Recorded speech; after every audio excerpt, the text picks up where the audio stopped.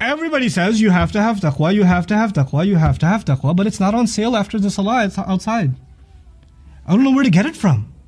You have this concept. How am I supposed to put it in myself? I've heard that it's really important, and I better have it, right? But it's an abstract thing. That's the beauty of our religion. It takes these ideas, and then Allah will give us in His book a practical way of bringing it inside you. So it doesn't just hover as a philosophical concept, something called taqwa. I guess some people have it, I don't have it. No, Allah will actually give you training exercises that you can implement and through them get taqwa. And one of the most powerful ones of them is what? Fasting. Fasting will give you taqwa. Fasting is hope to give you. Now, if fasting was guaranteed to give you taqwa, here's what you would have read. كُتِبَ عَلَيْكُمُ الصِّيَامِ كَمَا كُتِبَ عَلَى الَّذِينَ مِنْ قَبْلِكُمْ لِتَتَّقُوا. The lam would have been lam al-ta'lil. لِتَتَّقُوا would have meant so that you have taqwa. When you say لَعَلَّكُمْ, there's a hope that you might get it, but there's not a guarantee. There's not a guarantee. Okay? So Allah is saying this is a way to get it, but only if you do it right. It's not like anybody who's going to fast is going to get taqwa. So let's explore that concept a little bit. How does fasting lead to taqwa? The idea of being cautious of Allah, protective, secure about Allah. Very simply put. I don't want to get technical with you on this, and I'm not going to give you elaborate quotes. My intention, by the way, today is not to be academic. I'm giving this lecture as a teacher. I'm not a scholar anyway, but not as a researcher. So I'm not trying to, present you with scholarly research from this source and that source. I've done that homework, and I'm trying to present it in as easy language as I possibly can, inshallah. Okay? So now let's talk about this. When you're fasting, especially if you're fasting in an interesting hot place like Texas in the summer, right? Or in the Khalij somewhere, or in Pakistan, or wherever, South Africa. When you're fasting, you're going to feel thirst. And it doesn't matter if you're religious or not, or old or young. It doesn't discriminate. Thirst doesn't discriminate. Hunger doesn't discriminate. You're going to feel hunger. And that feeling inside of you is basically your body asking you to disobey Allah. Isn't it? I mean, every ounce of thirst, every second of thirst that you feel, your body is screaming, give me water.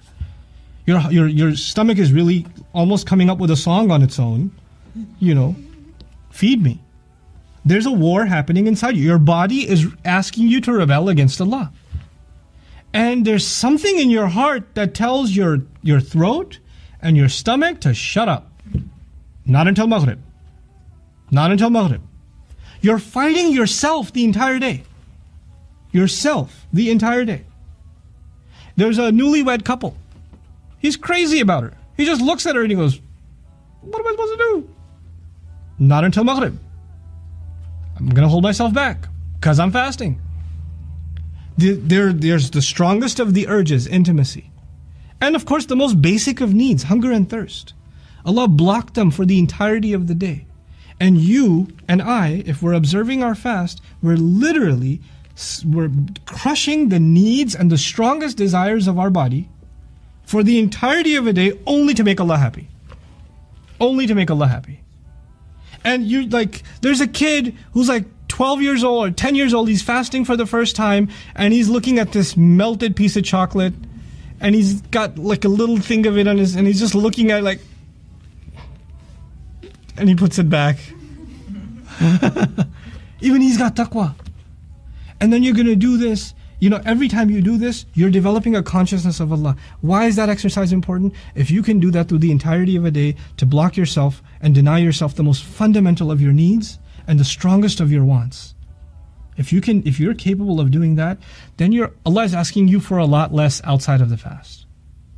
He's asking you to actually يُحَرِّمُ عَلَيْهِمُ الْخَبَائِثِ. The only thing He wants to prevent from you are filthy things. You're going to have a much easier time dealing with other acts of obedience of Allah. It's trained you. It's beautiful. I put it this way. When, for any tough job, like a rigorous training, like a military training or police academy training, these kinds of trainings, there's a lot of tough exercise, yeah? And they go through hours and hours of regiments and trainings. And then that same guy decides to join some kind of light gym. And they have a workout routine. And he says, this is a joke. We used to do 10 times this much. Yeah? So when he's come through a much tougher training, anything less is piece of cake, effortless. That's the idea of fasting. It's so tough. So when you're done with this, what Allah is going to ask you after that is piece of cake. You're ready for it. You'll develop the consciousness of Allah, and you'll be much better able to protect yourself from disobeying Allah.